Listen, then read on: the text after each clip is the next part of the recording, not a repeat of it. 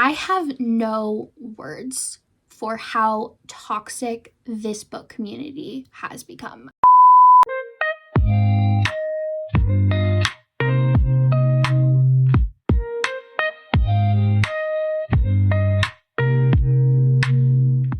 Hey guys, what's up? It's Ashley. Welcome back to my channel. Welcome to the start of a brand new reading vlog. For this reading vlog, we're not going to be doing anything really different that we do on this channel, and we are going to be rereading the Boys of Tommen series in tandem form for the second time. So I did this vlog on my channel last year. I will link that vlog down below. But basically, last year in March, when I was getting ready for the release of Taming 7 and with all of my excitement, I was like, you know what? It is time to finally sit down and just put this entire series in a tandem order. I like reading things chronologically. That's just how I am. Now, if it's my first time reading, I will read in publication order. I will read the way that the author intends you to read. But for my own personal rereads, I like reading it chronologically. Now, also for this particular vlog, we are getting ready for the release of Releasing 10. Now, as this vlog has already been posted, Releasing 10 has been released. I've actually already read these. I'm just filming my intro because I'm really bad at filming intros. But in this vlog, this go around, what I did was I focused solely on Lizzy and her development chronologically. I even had my own fancy Gemini notebook here because Lizzy and I are both Geminis. And I basically decided to track all of her movements chronologically. Basically, my goal here was just to see how Lizzy is from when you see her first in the timeline to how she gets to the point in Taming 7 where she basically spirals completely out of control and the lines are firmly drawn in the sand. So like I said, tandem reading and reading this series chronologically is not something that is new to me. I've done it many, many times before. I will include my new Releasing 10 updated version of the tandem guide in the link down below. It's also on my Instagram, it's on my TikTok, it's on my Pinterest. It's basically anywhere that you can find me. But I'm telling you, just reading it chronologically is very, very fascinating, especially when you are tracking character development.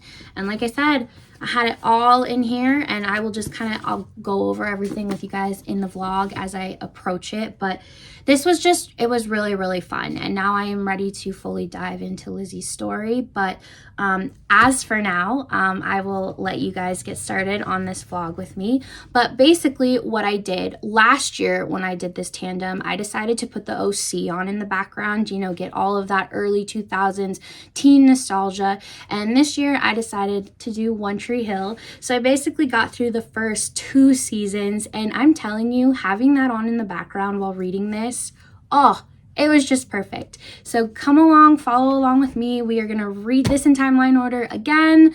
We're going to talk Lizzy, and we are going to get ready for Releasing 10.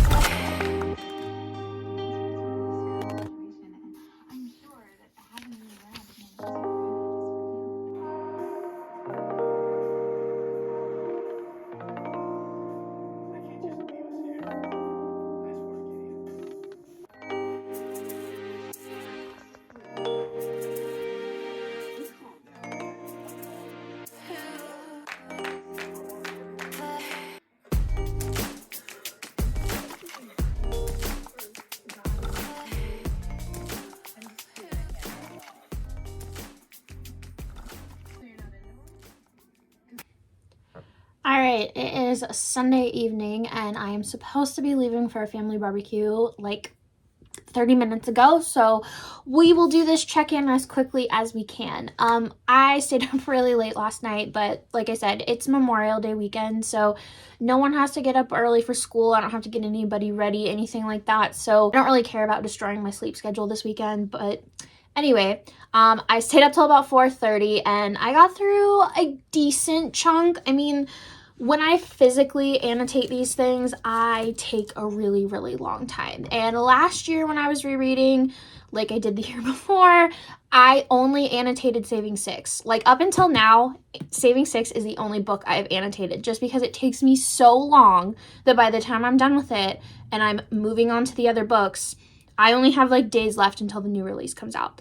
It is Sunday and we have like less than 48 hours, like 30 some hours until this book is dropping, and I have so much to do. So I don't think I'm going to be ready by Tuesday morning, but you know what? That is okay, because last year I was not ready for Taming 7 on release day, and it's okay. It's okay. As long as I'm still reading this universe on release week, it's fine. It's totally cool. Now, like I said, I was up for a really long time last night. Like I went to bed at 4:30. So I technically started reading probably around 12:30. I took a little pause to make some mac and cheese, some grill dinner.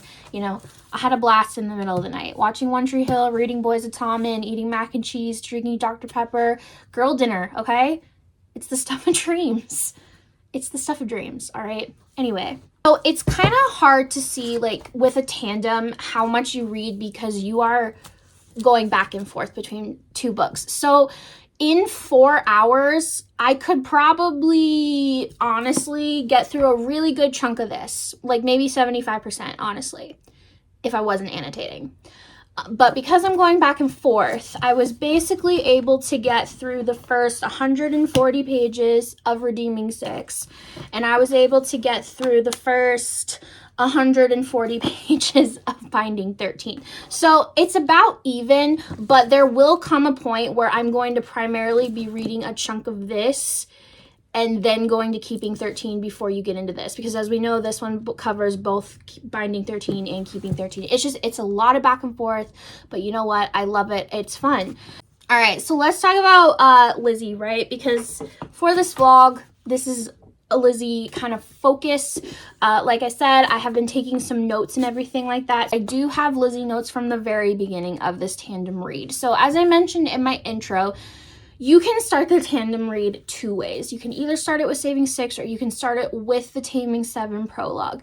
Now, this is my first time doing the tandem read with Taming 7, so I did it with the prologue, and I really liked this setup because the prologue of Taming 7 is a little bit longer.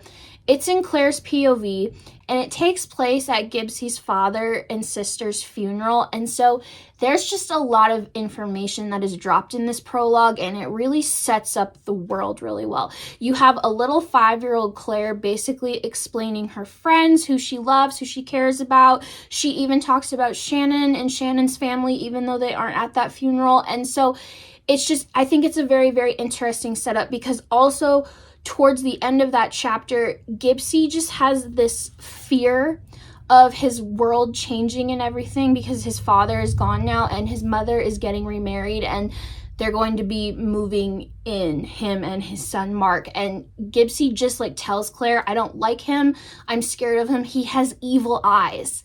And then the chapter just fades out of there, and then you pick up with Saving 6 with what's going on with Joey. And I just think that that is a really interesting way to start this read, because you see all of these children, they are all happy, they are all friends, and then you kind of see that there are these little pieces being put into place that's going to make some really dark times in these kids' lives. Also, I want to touch on Lizzy, obviously, because this is a Lizzy vlog. So our very first introduction to Lizzy, obviously, is in the Taming 7 prologue. So if we are looking at things chronologically in the Boys of Tommen universe, which we are in this vlog, our first intro to Lizzy is the Taming 7 prologue. And this is why I get so mad about the toxic hate that this character gets, because She's a little girl in this chapter, and she is even described as to going up to Gibbsy, giving him this huge hug, having these sad eyes, crouching down to his level because he was sitting on the floor or something, handing him a flower, holding his hand like it's gonna be okay.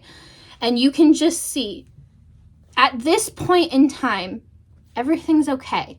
Absolutely zero bad blood between Lizzie and Gibbsy, and I think that is a very important main factor to start this read with. All right, so then obviously you read all of Saving Six, and we don't really have any other characters in Saving Six other than Joey, Aoife, parts of Shannon, and then there is this really great chapter teaser where you get Johnny and Gibbsy. They kind of stumble upon Joey and Aoife at Biddy's. It's a really funny exchange because none of them realize that a year or two later from this moment, they're all going to be friends. And so I just think that that is a really funny one. But anyway, our first introduction to Lizzie in the present day is actually in part 1 of Redeeming Six. So in part 1 of Redeeming Six, this is the part that I was sold on Huey and Lizzie. Absolutely sold, because it's like literally a few paragraphs of this fight that is teased where Joey walks in on them, and it made me wanting more so badly. And like I said last night, I was watching One Tree Hill, and episode 4 of One Tree Hill, there's this very famous house party that Nathan throws, and I don't know, it's just, I had the atmosphere going on, all of that, and it's just, okay, I'm gonna read you the passage basically. All right, so Joey walks in on them arguing in the kitchen, and basically the first thing he hears is that Huey yelling at Lizzie going, "He's only using you." So Huey is aware that Lizzie is hanging out with Pierce, and he is not too keen on it from what we can witness. And basically they're just having this back and forth about Lizzie going, "You don't give a shit anymore. You don't care about me."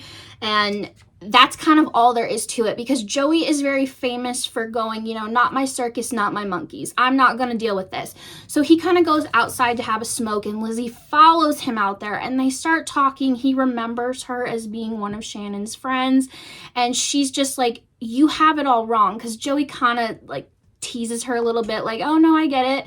You guys are cheating around, right?" And she's like, "No, you don't know anything at all." And she just describes it as being really messy and really complicated, but she really emphasizes that you don't know what you're talking about. And she's very defensive. She's like, "I'm not a slut, and I'm not a bad person either." And he's like, "I never said you were." And he's like, "I'm not one to judge." And it's just a very, very interesting interaction between the two of them, because you know that Lizzie's going to have a really big role with Joey later on in this book. Is your first interaction with Lizzie in the present day. So they have this party at the Biggs house the weekend before school starts back up. And then you jump into Binding 13, and I have quite a few notes on Lizzie. So right away, Shannon does a really good job with her inner monologue at describing the differences between her two best friends, Claire and Lizzie. And she just does a really good job at describing Lizzie as being moody, wanting what she wants, but holding back, and you never know what the girl is thinking. But her and Claire, at the end of the day, they always say Lizzie's extremely protective of us. And every time Lizzie starts getting into a spat with one of the boys, Claire herself she's just really protective of us. And because I've read the 92-page leaked excerpt that was online, yes, I know that Lizzie, in her POV, she has been extremely protective of the people that she loves since the beginning. And so it's just very, very interesting, because like Shannon says, she was a hard one to figure out. She held a lot back, and I never truly knew what she was thinking or feeling, unlike Claire, who was an open book. And it's just, yeah. And this is 73 pages in. So I've had a few interactions with Lizzie. It's not a lot, but it's definitely enough to see that, you know, she's really kind of just keeping her head straight on at this point. Halfway through the school year of their 3rd year, and I think at this point, she is just trying to maintain her day-to-day life. She's hooking up with Pierce O'Neill. At the very beginning of Binding 13, she's hanging out with Claire and Shannon, and she does say that she lost her virginity to him, and they want details and they want information, and she is just playing it off that it is absolutely nothing. And she doesn't care. It was just another day. And after reading those 92 pages, yeah. So it's very, very interesting, because like I said, she just is going day to day. She's trying to keep her head on her shoulders. So I really think you can tell the more that Shannon and Claire get integrated more romantically with the guys is when Lizzie starts to spiral more and more. And so we will really, really see that. But yeah, that is my Lizzie updates. Now, one non-Lizzie thing that I did want to touch on that I find really fascinating with doing the tandem is because you are able to go back and forth with the POVs of all of the characters rather than just the couples, you really see how different these people all are. So for example, I was reading a chapter in Redeeming Six last night, and it is where Joey brings Aoife home for the night and stuff like that, and she spends the night and they are going to hang out all day the next day with each other. He says, I am going to ignore all my responsibilities. It's their turn. You know what? I'm going to put my girlfriend first. I'm going to put myself first. I'm going to have fun.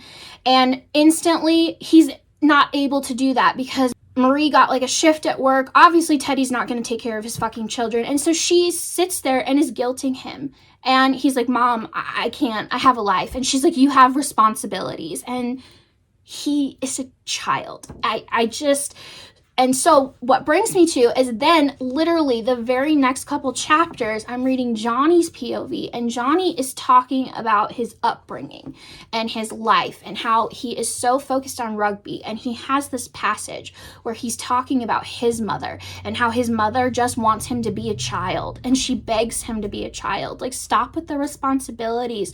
Just be a kid, live your life and have fun. And just the stark differences between these two mothers. I mean, obviously there is so many differences between these two mothers, but I just thought it was really interesting to read Joey's POV about that happening, and then you switch to Johnny's POV and you get that description of his mother. So it's really, really interesting, and it just shows how all of these characters are so different. They're in each other's lives, but they are so, so different.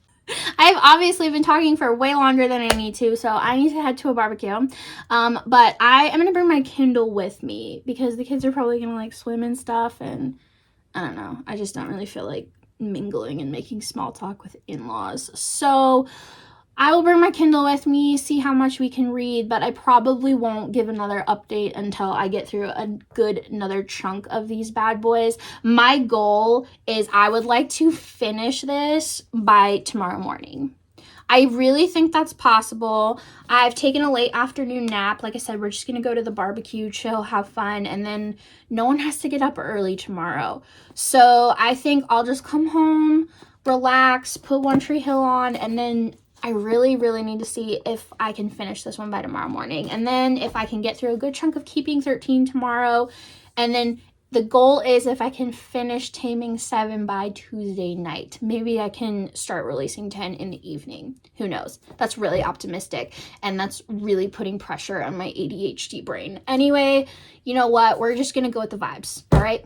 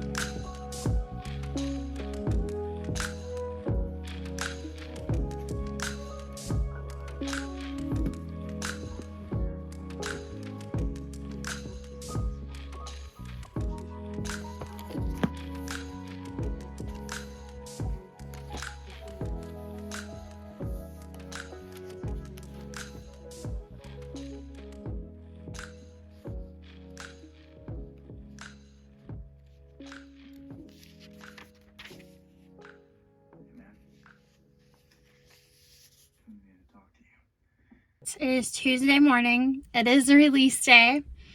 I'm still not done with binding 13, but I have like 40 pages left, so it's gonna be done today. But I am gonna head to Barnes and Noble and I'm gonna go pick up releasing 10, and I'm so fucking excited. Like, I'm so ready for this. And you know what? Like I said, I'm not ready to read it, but I'm ready to savor it. So I'm glad I can take my time, because I have waited 2 years for Lizzie and Huey's story. I wanted their book to be next instead of Claire and Gibbsy. I felt like it felt more fitting with the flow of how the story was going. You can go watch all of my Boys of Tommen Let's Chat series to see my opinions on that, but I've waited for this book for a really, really long time, and it's finally here, and I just want to savor it, because as of right now, we don't know when the next book is coming out, and we know that this is only part 1 of their story. So I need to savor it, because with Joey, at least I had a release date around the corner. I knew what was coming. I don't know what's coming here. So like I said, savoring. We're really, really savoring. So I'm going to head to Barnes & Noble. I'm going to pick up my book. My God, I was dreaming about it last night, you guys. I seriously was. But I'm going to go pick it up. We're going to come home.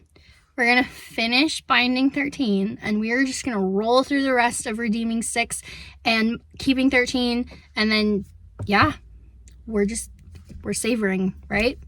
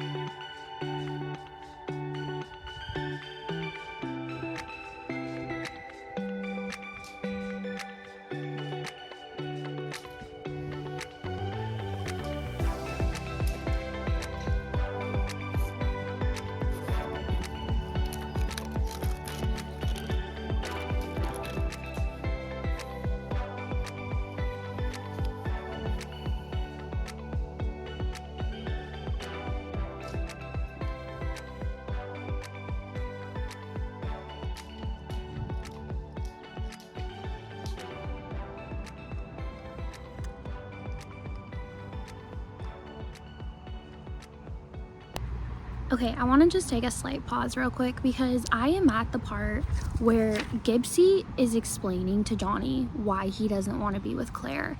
And I have explained this in a few of my Boys of Tom and Let's Chat videos, that this is why I am so convinced that Taming 7 was like the publisher's decision to do next after Joey and Aoife, and not Chloe's, because I really think they were going to be the conclusion. There's this passage in here where he says, "I'm not prepared to be another statistic, not with her. So I'll do what I have to do. I'll bide my time, but I won't tie her down. Not until she's ready. Not until we've both lived a bit of a life first."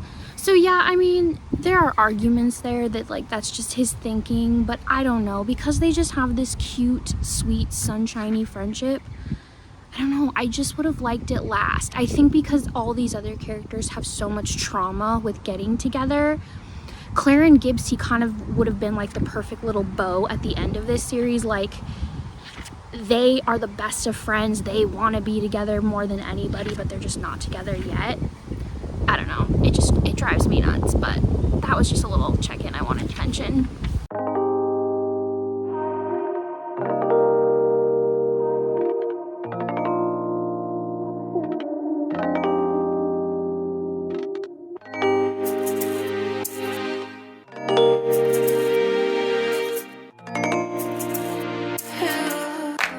It's Saturday evening and it's been like days since I've done a check-in, but you know what?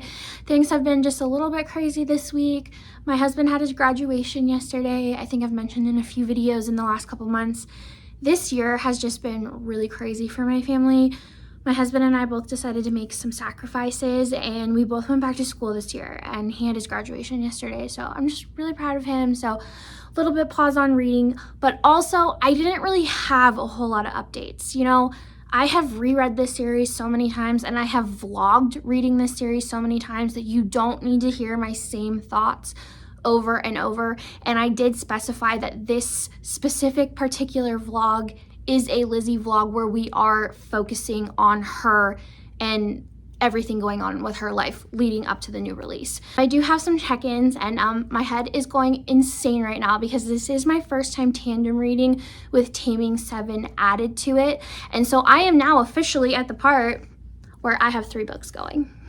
So this summer of 2005 happens to take place in all 3 of these books. And so I got a lot going on. I've got Joey in rehab, I have Johnny coming back from his summer playing pro rugby, and I have Gibbsy dealing with the fallout of Johnny's birthday. There's a lot going on, but I really want to talk about Johnny's birthday because so much happens in that chapter, and I just think it's so important for setting up this entire rest of the series and the rest of the POVs that we are going to get.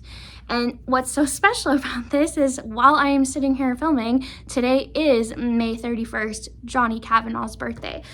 And so as I happened to be reading this chapter a couple hours ago, I noticed some things in here that I didn't really pick up on previous rereads. So I'm gonna go over the entire chapter of events that happened on his birthday, but let's start with the very first scene. For context, if you want to go check out this chapter yourself, it is chapter 76 of Keeping 13, Camping and Carnage. And in the very second paragraph of this book, they are in the cars, they are on their way to the camping trip, so it hasn't even started yet. But Shannon is noting that the vibes are just off. She says, Katie was in a mood, Gibbsy looked mutinous, and Lizzie was her usual raging self. Huey and Claire had been fighting since they walked through the door this morning. The only person to seem to be himself right now was Feely, and I could never take his measure anyway because he was always so quiet. Something was going on, something that had nothing to do with where we were staying tonight.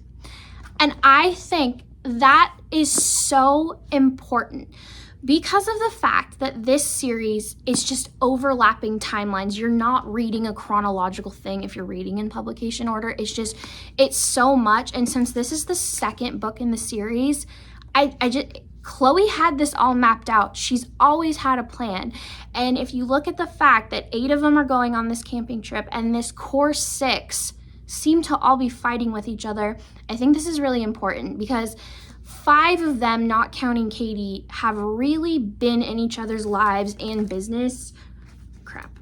Anyway, for a long time. And so, you know, the Lynches aren't a part of that. The Kavanaugh's Johnny, he's not part of that. And so I think that's really, really interesting. And I guarantee you we are going to see whatever happens leading up to this camping trip and the camping trip itself in the other POVs of Huey, Lizzie, Feely, Katie, and probably Claire and Gibbsy in Healing 7 too, because they seem to have something going on as well. We get deeper into the chapter when they are actually camping, and this is a part where a lot of people turned away from Lizzie permanently and they just never went back. And this is when Lizzie and Gibbsy are obviously getting into a heated argument and it goes way too far and she does push him in the water. And I will say, yes, she does push him too far. I get a lot of people that think because I am such a huge Lizzie fan that I hate Gibbsy. I don't hate Gibbsy. I love Gibbsy. I adore him. I just hate the unnecessary hatred that Lizzie has gotten.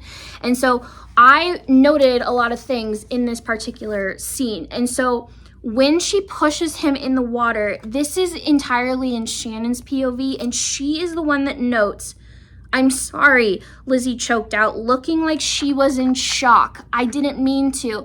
And like I said, I've read the 92 pages that were leaked, and so her stating that she was in shock, it totally makes sense with what we know in releasing 10. Now, the part that I find extremely interesting about this whole interaction, now reading it right before I'm going to read releasing 10, is that the person that is the most angry with Lizzy out of everybody there is Huey. And I find that really interesting. She is, like I said, she is in shock. She's shaking, and she's like, "I didn't swear. I mean, I didn't mean to. I swear, I swear." And Huey is the one that says, "You never mean it. You never do, but you always take it too far." And she is just like, "I'm sorry, I'm sorry." And Shannon is trying to diffuse the situation, going, "Guys, she didn't really mean it." And Huey is not backing down. And he even gets in her face and said, "We've never tried to drown him like you just did."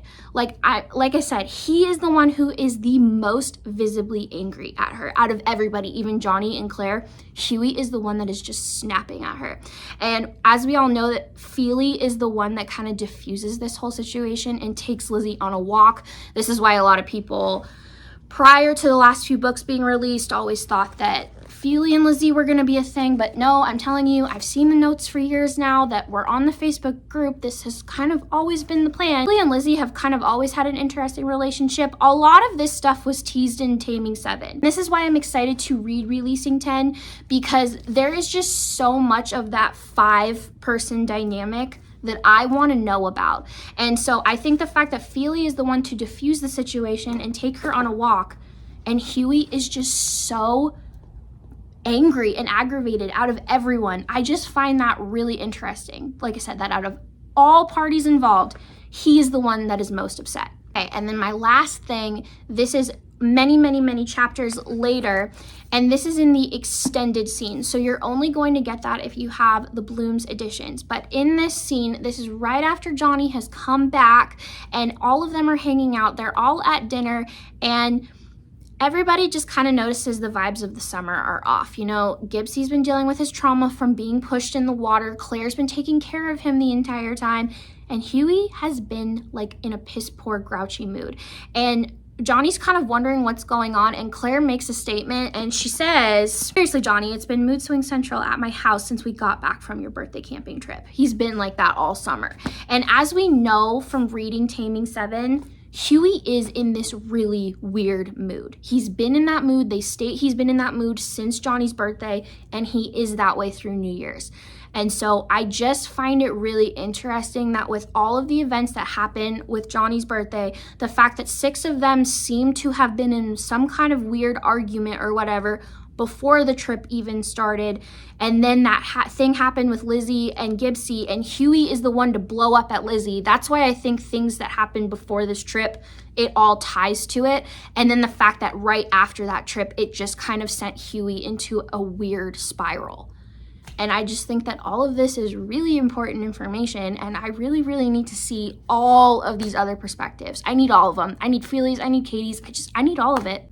But like I said, that is basically my check-in right now. So I am basically just about done with redeeming 6 and keeping 13. Like I said, Joey is just about done with rehab, so he's gonna come home, AJ will be born, and then the new school year will finally begin. But like I said, I'm also on this one right now, so we are just kind of dealing with the summer events and the fallout of everything that happened in the spring before summer break started.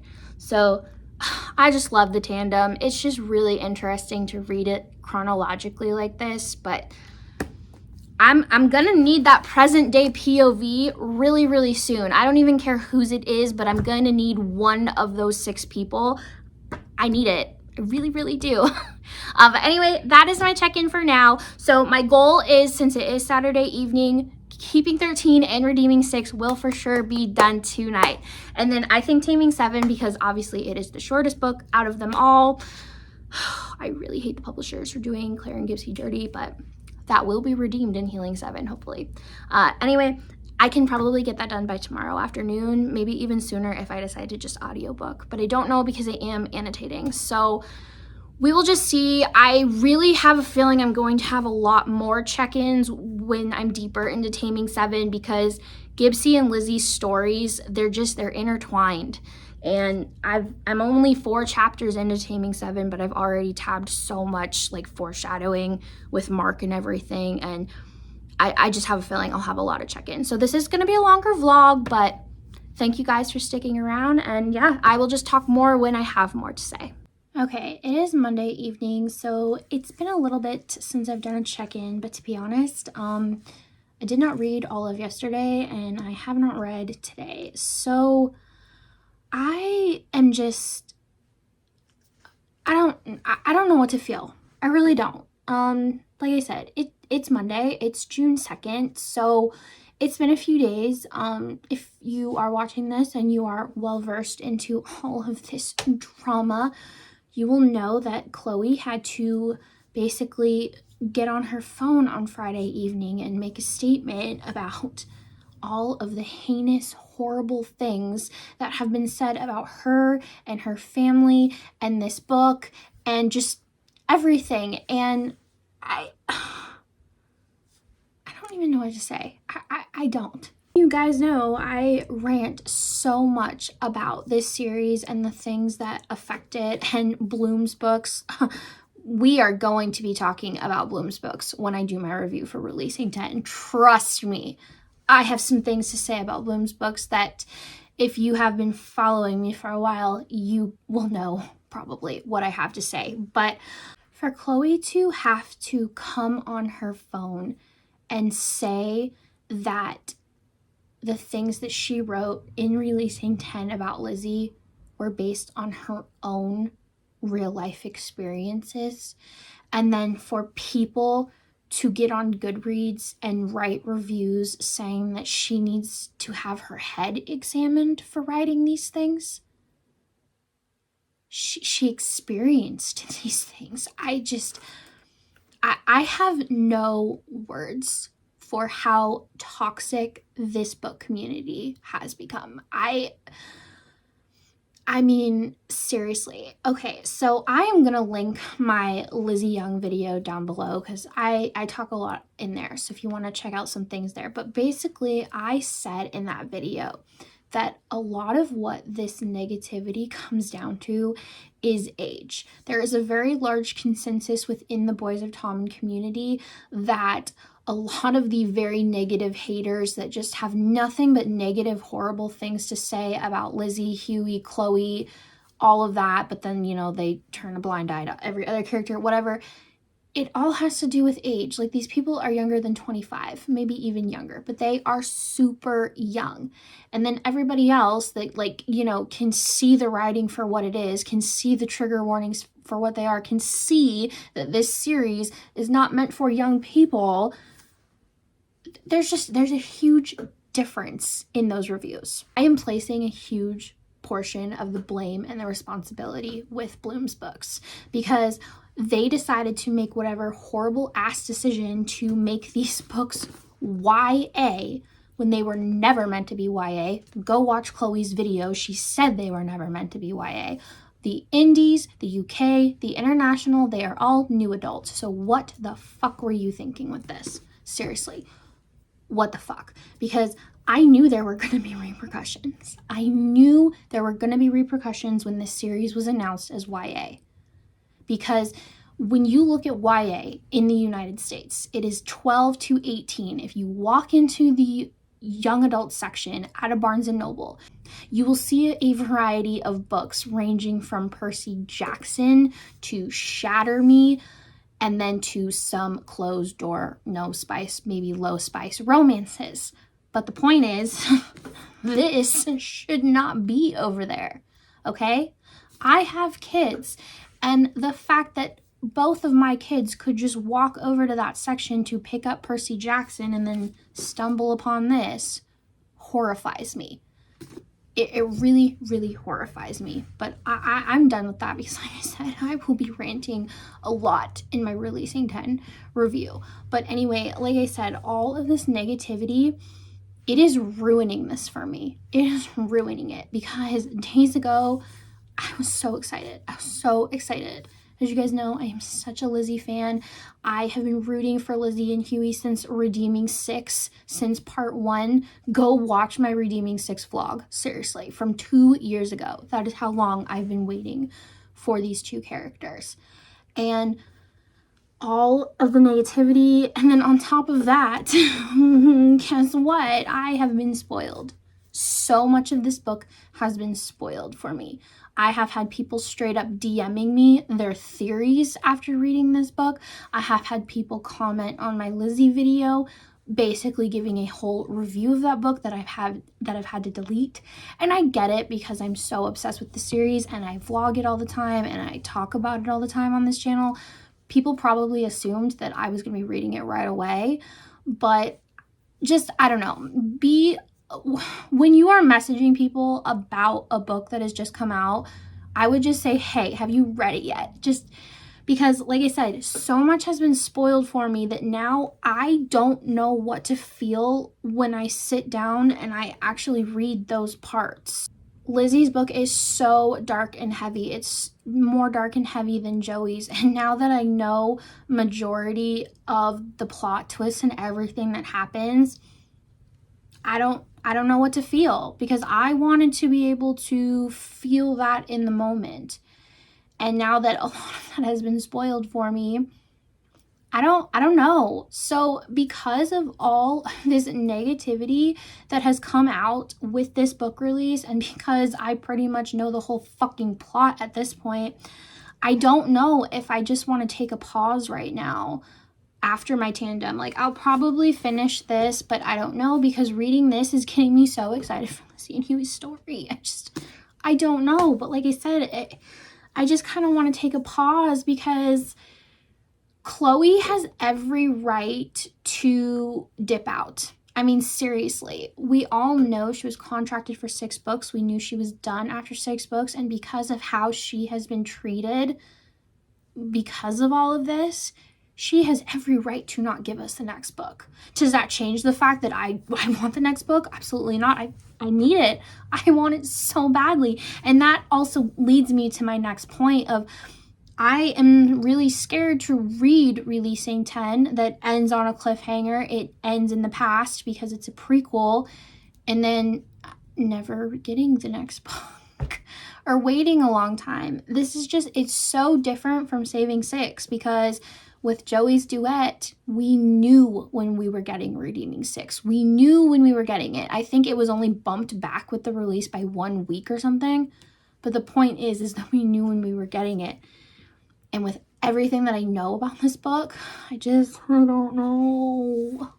But anyway, those are just kind of my rants and thoughts that I did want to get out there while they are kind of fresh in my mind, while everyone's talking about it in the world. But anyway, let's talk about my updates, because I do think it's very, very important leading into Releasing 10 with what we have going on.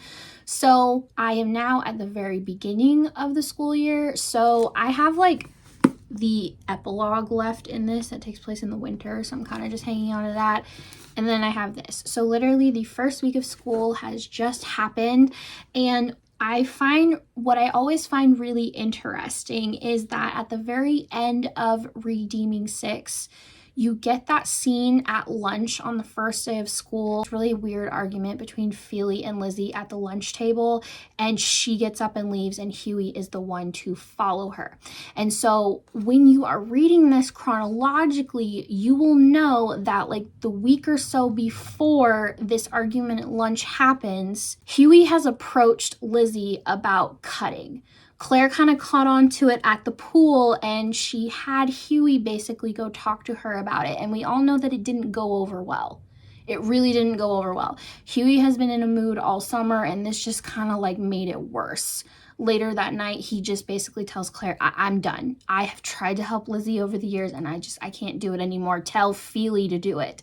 And so I'm thinking it has to do with something like that, but I find it so interesting that it was Feely and Lizzy that had an argument like that, because Feely is just not the type to do that, you know? There is just so much in this book, Huey and Lizzy, so much, and that was so many people's gripes last year, and I have to say, that was like my one shining light in this book. that was the thing that kept me going, was the Huey and Lizzy stuff. It's just, you can definitely tell Chloe was setting it up, and I really like that Gibbsy and Lizzy's stories are intertwined, and it makes me excited that hopefully people can just stop bullying this woman so we can get claiming 10 and healing 7 and feeling 12, because it's not fair to all these characters, and it's not fair to Chloe, okay? It's not fair to me. I just want it. Anyway, so this very last like camping trip at the end of the summer, right before they go back to school, you know, like I said, Huey had just kind of gotten into it with Lizzy earlier that day because he had approached her about her cutting problem. And what I find interesting about this whole thing is that Katie, whether she meant to or not, she kind of ends up starting drama.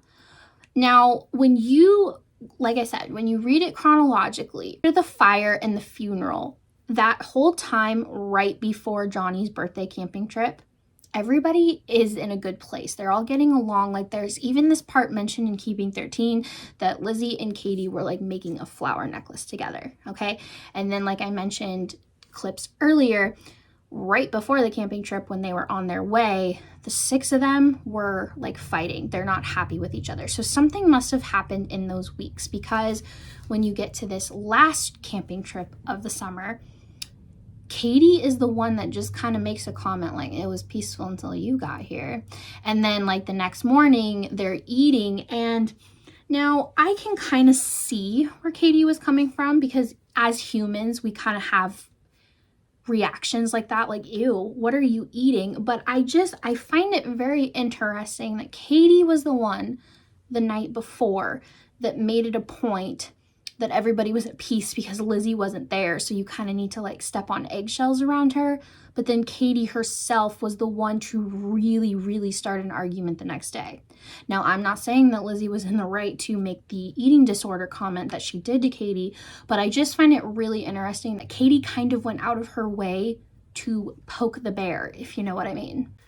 But like I said, that is where I'm at. I basically, like, very beginning of the school year, Claire and Gibbsy just had that scene in the bathtub where she was helping him get over his fear, which is another gripe I have with this book, because I think that's like the only mention of that. Like, I can tell that was part of the 60,000 words that were cut. Like, I think there was definitely more to that. And then it just disappeared. If you want all my gripes on Taming 7, you can go check out that vlog. I'll link it down below too. But anyway, yeah, like I said, I need to finish Taming 7. I need to finish this tandem read so I can at least get this vlog posted, and then I can like process my feelings about when I want to start releasing 10. Okay, it is Thursday night. Well, I guess it's Friday morning because it's like 12:08 a.m. Been a few days. Like I said last time, I need to like think and sit and process. So I took a pause on the tandem, and yesterday I spent all day finishing up a Highlander romance that I had started last month before the tandem, and I'm really glad that I did, because that was just kind of a nice little palate cleanser. It was a really good book. Like, I rated it really high. I will be talking about it in my June wrap up, but I've kind of been on a historical romance binge, and so that just, it was the perfect pause. So now that it's been a few days and Chloe has been dropping like mad fucking teasers, like, holy shit, you guys. And even today, like earlier this morning on Facebook, she dropped like everybody's class schedules. And for me, like a tandem reader that keeps track of everybody's movements in timelines in a notebook, oh, this was perfect for me. So I'm ready to dive back in. So I do have a few updates that I did read. I did read a little bit yesterday, just a teeny bit before I did finish my book on my Kindle. I read like a small chunk of this before I dove into my Kindle and finished my Highlander romance. So I do have quite a few Lizzy Huey updates, because, you know, I remember last year reading this, and I remember everybody fucking bitching about too much Huey and Lizzy in this book. And I remember it was the Huey and the Lizzy shit that just kept me fed, so fed. And like even the small bit that I have read since my last update is so much Huey Lizzy. So one thing that I want to touch on. So in the last few days, maybe in the last week, first of all, Lizzy is getting a lot of love and appreciation that she deserves, rightfully so. But before that, when this book came out, one of the things that people were hating on Lizzy for was the way that she was acting with Claire wanting to be with Gibbsy. She was doing everything in her power to push Claire to not be with him, like pushing her towards Jamie. And while I'm reading this, I just find it interesting because homegirl Claire is doing the same fucking thing to Lizzy. Claire says in her inner monologue that she hated Huey and Lizzy being together and that she was always counting down the days until they weren't together anymore. And so she, in this book, is like pushing Lizzy towards Feely. And it's so, they're both doing it to each other. And they both have a hand in why they are not with the people they love. And I am expecting the most epic ending to this series where everybody is just not fighting. And oh my god, yeah. Anyway, but the Huey and Lizzy stuff, let's talk about it. The biggest part in here is when Claire goes out of her way to approach Lizzy's mom about her cutting. And I can't remember if I talked about this in my Taming 7 vlog. I feel like I did because it had to do with 7 sleepless nights and all of that stuff. But basically, she really oversteps her bounds because, as we know, Lizzy's mom is really fragile, as she should be. Lizzy's parents are recently separated and her sister is gone. And so, as her mom should, she treats her one remaining child like glass. And so when Claire tells her this, she basically checks herself into the hospital with chest pains. And so Lizzy gets really mad at Claire. And so Huey is the one to calm her down. And there is this quote in here. And there's a quote in here where he says, "You could have come to me." And she said, "Yeah, because that would have gone down really well." And he goes, "You could have come to me. You can always come to me, no matter what." And she says, "No matter what." And we didn't really think anything of no matter what back then. But since I've been spoiled for releasing 10 so much, I know now that no matter what is their phrase. And so I think I reread that paragraph like over and over. Well, then after that, Huey ends up taking Lizzy home, and Claire does note that he's gone for a while, like a couple hours or something like that. So I definitely know that something was going down in that car ride. But while he is gone, Claire goes across the street to approach Gibbsy because Gibbsy and Lizzy had gotten in a fight before this interaction happened. And it is then that Claire realizes that Mark is back in town. And she goes back home. And I didn't really take note of this last time. I mean, I still thought it was interesting, but like I really fed into it this time. So when Hugh gets home, Claire says that Mark is back. And Hugh right away doesn't entertain. Like, he's like, "That's not funny." And she's like, "I'm not kidding." And this man doesn't even waste a breath. Instantly, it's noted that he runs across the street. And he goes upstairs and he has Mark pinned to the wall. Claire basically has to threaten, saying, "I'm going to tell mom if you don't stop." And Huey is like roaring at him, like, "You stay away from her, you stay the hell away from her, you don't even look at her." And that is where I left off. So like I said, it's been a pause. I finished another book, but with everything that Chloe has been dropping, I could be totally delulu like the rest of the internet right now, but I really think we are getting an announcement of the next book, like really soon, okay? she is not known to have her duets spread so far apart. But then again, she is traditionally published. Nope, we're not thinking negative. Anyway, okay, so I have roughly half of this book left.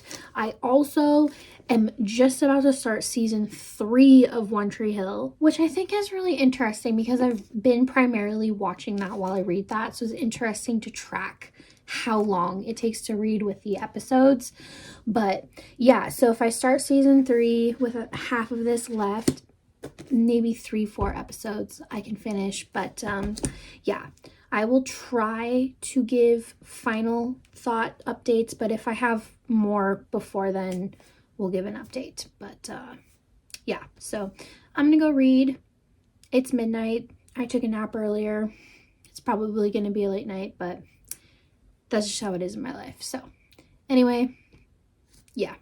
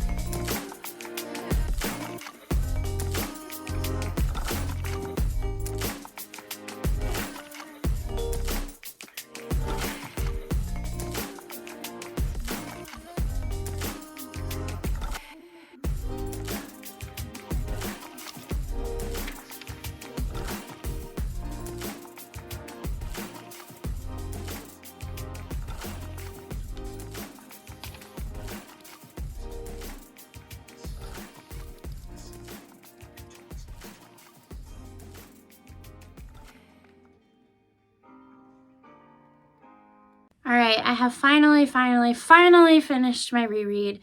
It's been about a week since I have updated you guys, but funny enough, once I started finally reading my most anticipated release of the year, I actually ended up getting sick last Saturday night. I do have a chronic stomach condition that I was born with, and so I do get tummy issues from time to time, and unfortunately, it's been like lasting me 6 straight weeks, and so reading has just become a very hard obstacle to try to do. But anyway, let's talk about all of these updates because I am ready to just finish this vlog. I'm ready to move on, and I'm ready to finally dive into the future, or I guess the past. Yeah, whatever. Okay, anyway.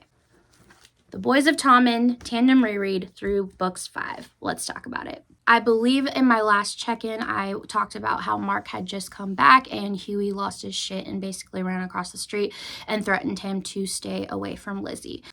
Now, this is roughly halfway through the book that this happens, and so there is still a lot that happens after the fact, and it's just like once Mark shows up, Huey is in this permanent sick phase for like the rest of the book. And I remember talking about this in this vlog last year, that this is why I was so ready for Huey and Lizzy's book after this, because just seeing the way that Huey was acting in this book, I needed more. And so he really starts to spiral more and more. And basically, I think the most important scene in this book before the winter ball is the Halloween party that they throw for his birthday. And Claire talks about how at the party everything is normal, everybody's hanging out, and then things start to go south very, very quickly. She notes in the book, like I highlighted and everything, but she talks about how she goes outside and she sees Aoife trying to like hold Joey back so he doesn't get involved in a fight. You have Feely holding Katie so like a rogue beer bottle doesn't hit her. You have Shannon crying over on the side and Johnny trying to comfort her. And then you have Huey on the lawn straddling a masked figure and Lizzie like screaming. And then you figure out Mark is that guy. And like I said, Huey doesn't want to see him. And when he sees him, he snaps. Like there's this whole altercation. And I remember this from last year too, thinking that there was something about this. And now that I've read the first parts of Releasing 10, I know.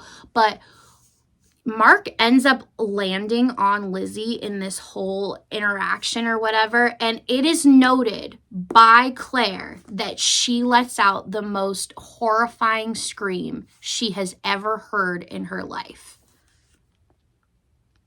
And I just think, nobody thinks to wonder why. You know, I get the whole Kiva false narrative thing, but I just want to say, after reading this particular book a second time now, Claire is so far at the bottom of my Boys of Tommen characters. Like, she was a horrible friend in this book. She was a terrible friend.